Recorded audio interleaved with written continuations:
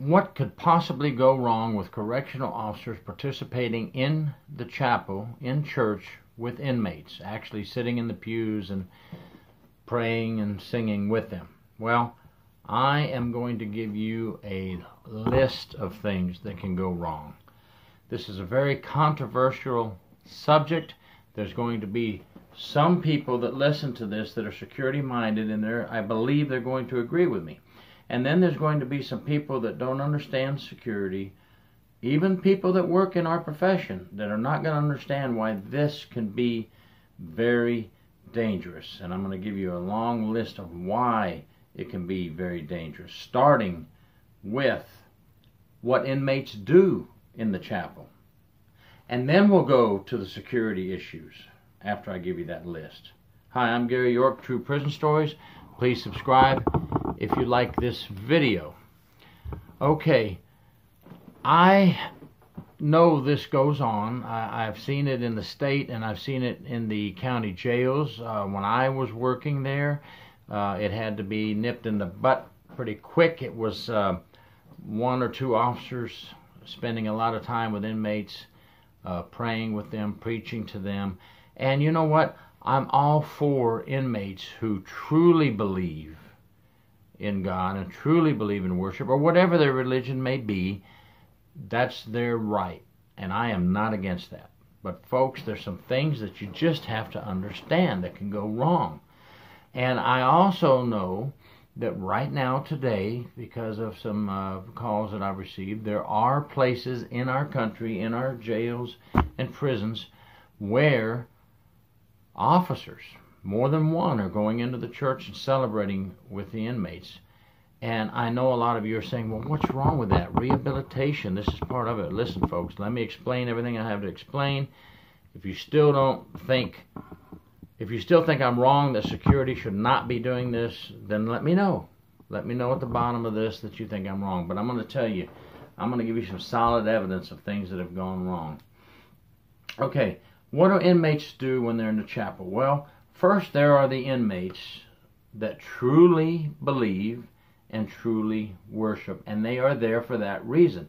They are there for the reason that it was intended for, to believe and worship in what you believe in. Now, we have some inmates that are there because they pretend to believe and worship, and they are only using the chapel as a way to get out of the dormitory and a way to commit some security violations. What are those security violations? Well, number one, let me back up just 1 second. We have inmates that go to church, and it's happened numerous times, that begin to argue over the Bible verses, disagreements over the Bible verses. They're in church, they're in the prison chapel, and they actually break out into an argument with some severe curse words and even turn physical.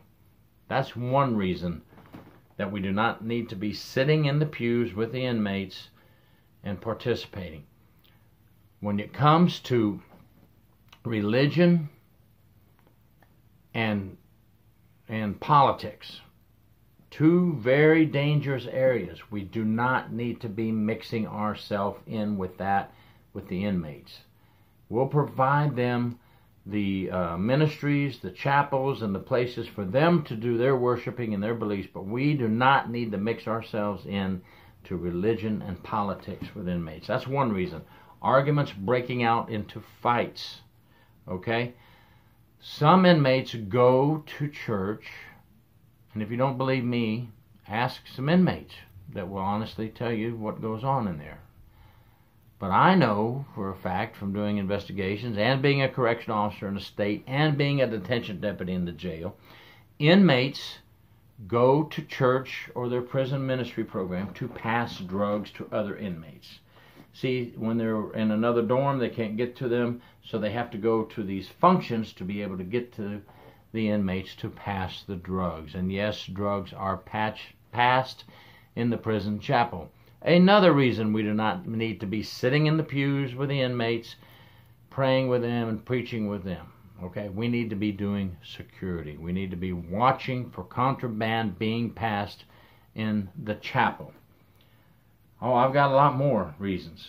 So, you know, at the end, if you still think it's okay, there's nothing I can do about it. But I believe it's a very big security risk to not be paying attention to our job and providing care, custody, and control of inmates in the chapel, providing security.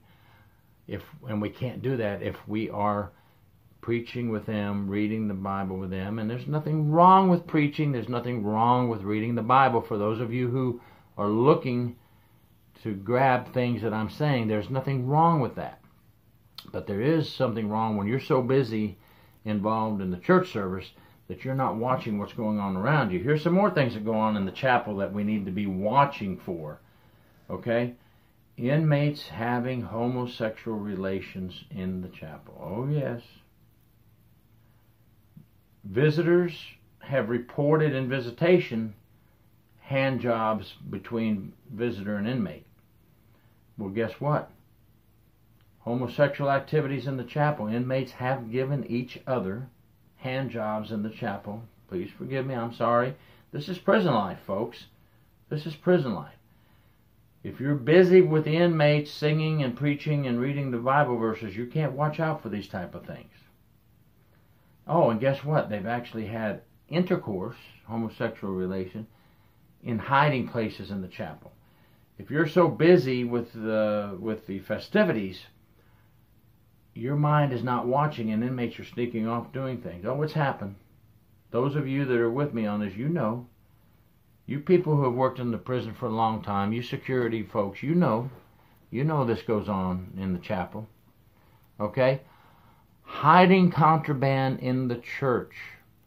The inmates have heard a shakedown may be coming up in their dorm. All of a sudden, they haven't been in church for a while, but they decide, I'm going to go to church this Sunday. And they hide their pornography photos in the church. They hide their drugs in the church. They hide weapons. They hide weapons everywhere. Library and church and on the compound, we know that. So there's another issue we have to watch out for. Folks, please forgive me. They hide contraband in their Bibles. Now, number one, I said many of the inmates go there because that's their true belief and they want to worship. I'm not saying those are the ones doing it. Okay? We do have inmates that are sincere about the chapel and the Bible. But we have a lot of inmates who use the chapel and the Bible to their advantage. Okay? And if you don't think that a fight won't break out in the chapel, let me give you some solid evidence. I know these things happen because I've investigated them and I've seen them when I worked as an officer, and so have many of you. But for those of you who are still non-believers that these things go on in the chapel, let me give you a few, some solid evidence. In 1990, April 1st, in Manchester, England, a riot broke out in the prison chapel. Inmates began to disagree with the sermon that was going on, and an inmate in church, in the prison chapel, stated, quote, and this is from reports from this riot, stated, "Fuck your system, fuck your rules." And the people in the church, the people giving the sermons and the ministers were saying, please, please, please, calm down, this is Church of God. Another inmate yelled, "You're a fucking hypocrite." We're in church, folks, in the prison chapel. Inmates began to attack officers. One officer was attacked and his set of keys taken. Then inmates began to attack officers with the fire extinguishers. Another set of keys were taken, and so on and so on. They took over the chapel, and a riot ensued, and then it boiled right on over. So that's a documented riot, started in the chapel over a disagreement in the chapel. Now, I'm sure there were many things brewing. I believe later evidence said that this riot was brewing already and going to happen. It just started in the chapel. Could have started anywhere, but it started in the chapel, and it can happen to you, folks. Here's another one. In 1995, Florida. Inmates for weeks were digging a tunnel under the red brick prison chapel at Glades Correctional Institution in Florida. They were using the chapel for their cover, and they were digging underneath the chapel. They went down from the chapel down the ground. They dug a 45-foot long tunnel from the chapel that went out under the razor wire to their freedom. And yes, all 6 inmates did escape. And there's a whole history on that. Just Google that one. That started in the chapel. Now, I could go on and on and on with examples leading right up to 2019. Those are 2 that stuck out in my mind, especially since I was a prison inspector in 1995, and 2 of my colleagues were sent from Tampa down to Miami to assist on that escape. Okay?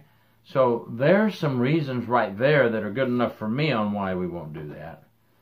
But how about, let's go into the security side now. Security issues with this. I think that was security issues I gave you, but here's what happened.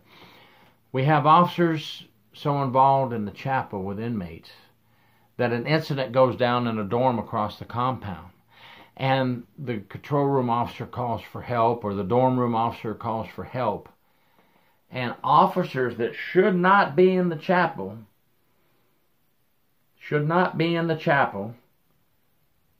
are way across the compound, and the trouble is where they should have been already. They should have been over in those areas. Now they have to run from the chapel all the way back to where they're supposed to be. And please don't tell me there's any supervisors out there that are pulling people and forcing them to participate. You know, there's an issue with that too. Some officers may have a problem with that. Remember, politics and religion don't mix with our security in the prison system.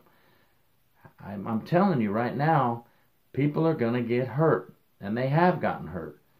Okay? Another reason is when you have officers so involved with the inmates in the prison chapel, they become too friendly. It's human nature. We're in church together. Okay, wow, maybe this inmate is not such a bad person. And I hope that's the case, that the inmate is not such a bad person. But the problem is there are some bad ones that go to church for the reasons I told you earlier. That's why I wanted to talk about those reasons earlier, so you can get the idea of what you may be singing with, what you may be preaching with, and not doing your security job. Now we have inmate-staff relationships, okay, that blossom from there. Oh, you don't think that happens? There's documented cases, folks. Documented cases. And there are cases where inmates and staff have become too friendly, and female officers decide this is going too far, and in the chapel the inmate attacks and rapes a female correctional officer. It's happened more than once. So we're talking escapes, rapes, assaults on staff with fire extinguishers, and many other examples I could give you. We're talking contraband. We're talking so many things. Folks, we don't need this. We are security. You can go on your days off to your church, to your chapel, to your place of belief of religion. Let's don't mix our security and religion and politics together, because it's going to cause problems, okay? It's going to cost us injuries and too friendly of a relationship with inmates, which is unacceptable. So if any of you are out there doing this, if I have not presented enough evidence to show you what can happen, and you want to continue, then now I leave it up to you, supervisors. Supervisors, please check your chapels. Please check your prison ministries. Make sure your officers are not mixing religion and politics with security. We have volunteers for that. We have pastors and preachers for that. We have organizations that come into our jails and prisons for that. We were hired to provide care, custody, and control of inmates. We are not there to get too friendly and too close of a relationship with the inmates. Okay? And rehabilitation is a great thing, folks, for those of you who are sitting there going, well, that's good they do that. That's rehabilitation. Folks, security is separate from religion and politics. As everybody, if you could just understand that, we're not hired for that. We hire your prison chaplain and your ministry volunteers to come do that. Okay? True Prison Stories, Gary York. Please subscribe if you like this video. Watch your back, head on the swivel. God bless all of you behind the wire. And I hope that the majority of the inmates can get out of prison and never come back. But in the meantime, it's not security's job to preach in the church with inmates.